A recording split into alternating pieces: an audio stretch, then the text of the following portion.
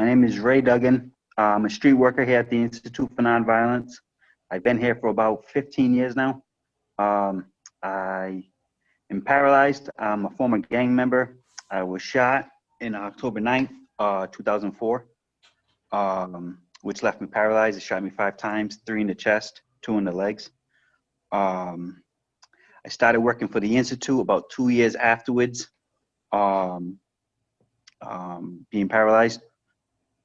I've been working with the kids from the gang that shot me. I made peace with the people that shot me. I try keeping kids going down the same path.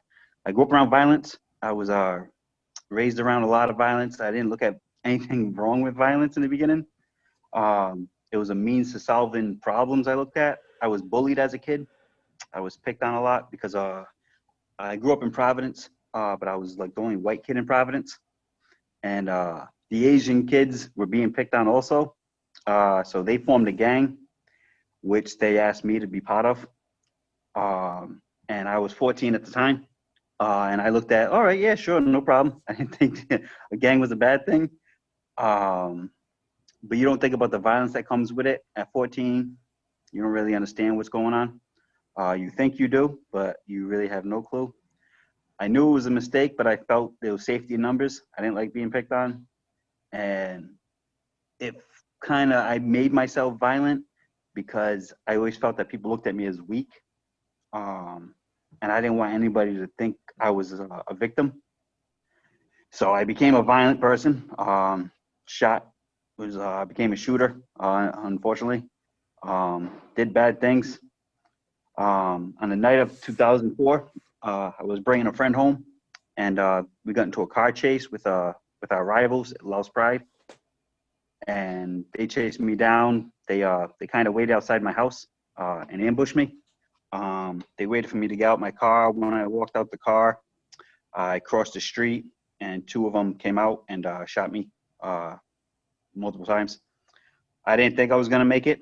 I thought I was gonna die. I was kind of okay with it. I prepared myself for my death ever since I was little. I always knew it was gonna be. I never knew how I was gonna react. I laid on the ground. My mom came up to me. She was there during the shooting. She heard the gunshot. She thought it was me shooting my streetlights out. I used to keep my streetlights dark. And when she came out, I seen her coming towards me, and I knew I couldn't die. I didn't want to die no more. I seen the hurt in her eyes and in her voice. I'm a mama's boy, and I'm her favorite. So I knew I had to do something with my life. I fell into a depression afterwards after getting shot and dealing with being paralyzed. I was in a Zambarano hospital. It was a mental facility. I was homeless. And I looked at where my life was going, and I only had 2 options. It can either keep going down, or I can get over my pride and get out there and do something positive in life. And Tenny Gross, who was one of the guys that helped with the street workers, offered me a job. He told me one of the recommendations that he's gonna have to do is I'm gonna have to make peace with the gang that shot me. And I was kind of against it because I don't think I was ready for it. But I made a promise to a kid named Tony Grant, who I was in the hospital with. He was paralyzed from the neck down. And I always told him, if I ever get a chance to live life good again, I'm going to do it. And I'll do everything I have to do. He passed away, unfortunately. And I looked at this as my opportunity that I have to do this. So I forgave the people that shot me. I know why they did it. Like I said, I wasn't an innocent kid. They did what they had to do. And yeah, as much as I hate being in this wheelchair, I wouldn't change a thing about it. I like who I am today. I like where I'm at in life, besides the wheelchair, but I'm on wheels, so I get to roll around and good parking. So can't complain about everything.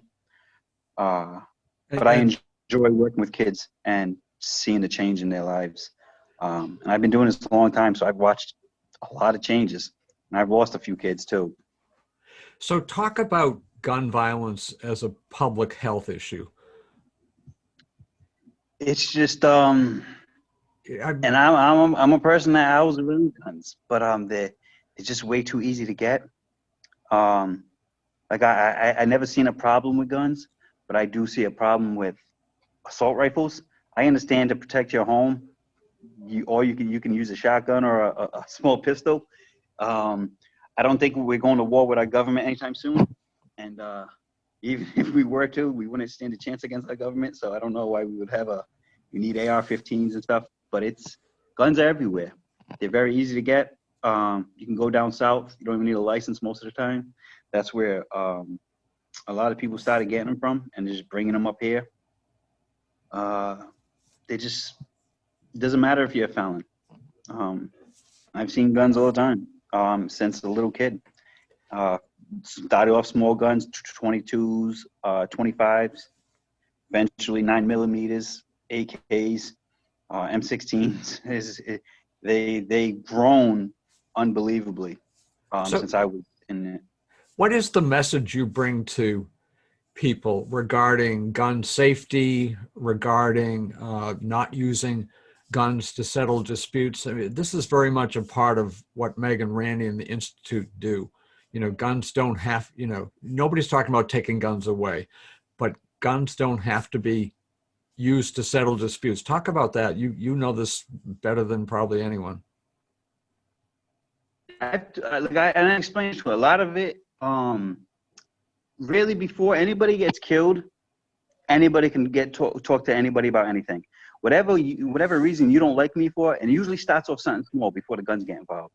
It'll be over a girl, something that you said, they think you said, and then it's like most of this can be stopped in a conversation all before that. And that's why I explain to a lot of people, like, if you bring a gun into it, it changes everything. There's no taking back the gun. Once you let it go, I got arrested for robbery.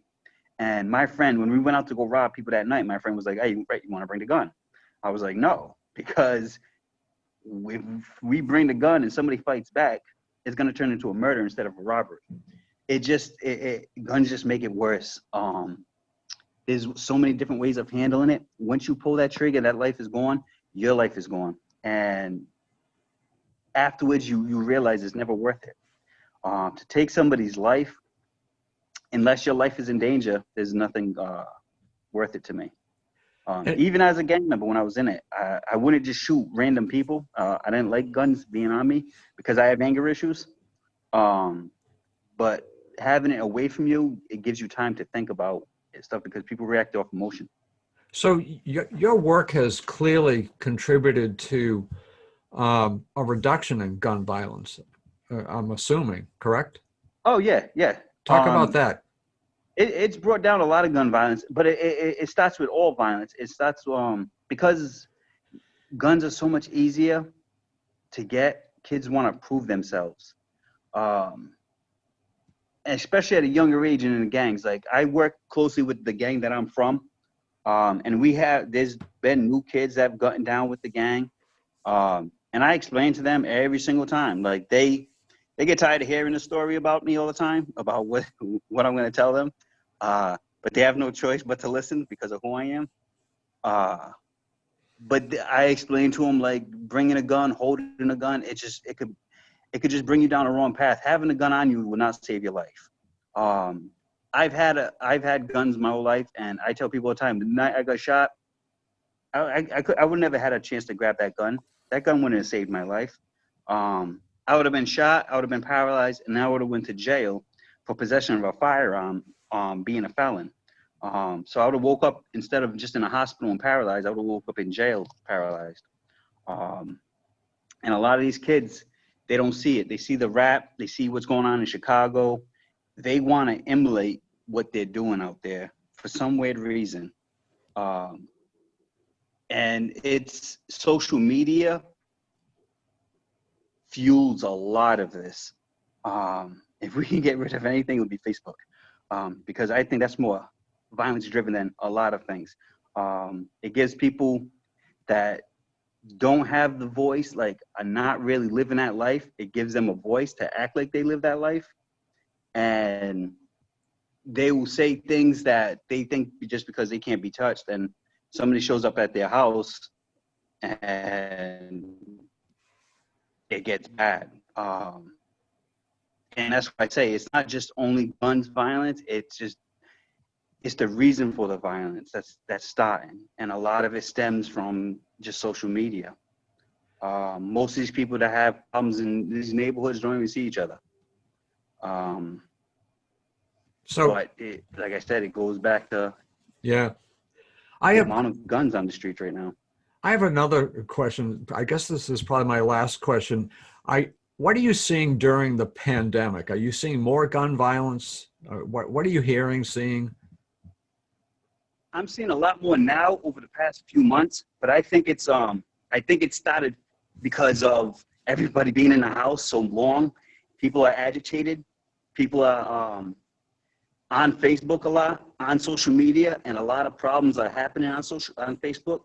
And now I think because some of the restrictions were removed, I think these people are seeing each other now, and it's making it easier. Like a lot of people, I did battle through my depression through this thing, and I think mentally a lot of people took a toll, and a lot of it's all coming out now.